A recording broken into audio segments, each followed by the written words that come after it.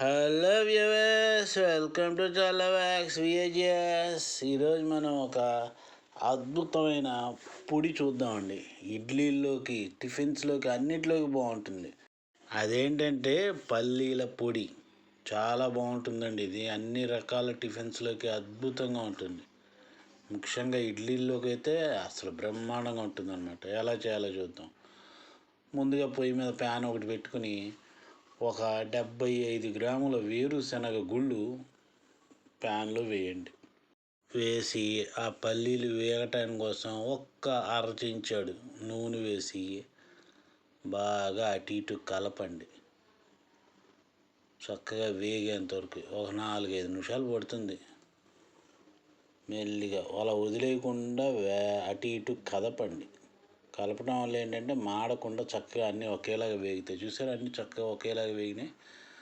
ఒక డిష్లోకి తీసుకొని చల్లారి పెట్టుకోండి.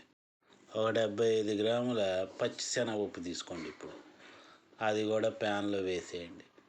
వేసేసి ఒక పావు చెంచాడు నూనె అలా వేసి ఆ నూనె అంతా బాగా పట్టేట్టు ముందు కలపండి. బాగా అటు ఇటు చక్కగా ఒకేలాగా వేగుతుంది. అలా నూనె అంతా ఒకేలాగా పడితే గింజలన్నిటికీ చూసారా, చక్కగా బాగా ఎర్రగా వేగిపోయింది కదా. ఇప్పుడు మళ్ళీ ఆ శనగగుళ్ళు ఎక్కడ చల్లారి పెట్టుకుని అందులో వేసేసుకోండి. అన్నీ కలిపేసుకుని ఒక దాంట్లో వేసేసుకోవచ్చు. అన్నీ కలిపే కదా మనం మిక్సీలో పెట్టేది.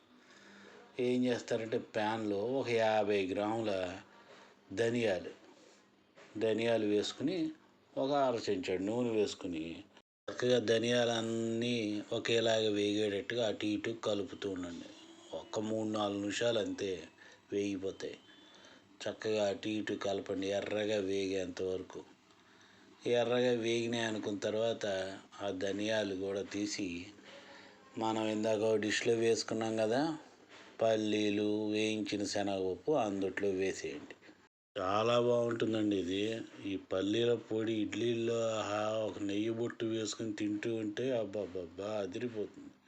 ఇలా పక్కన చల్లారి పెట్టుకోండి.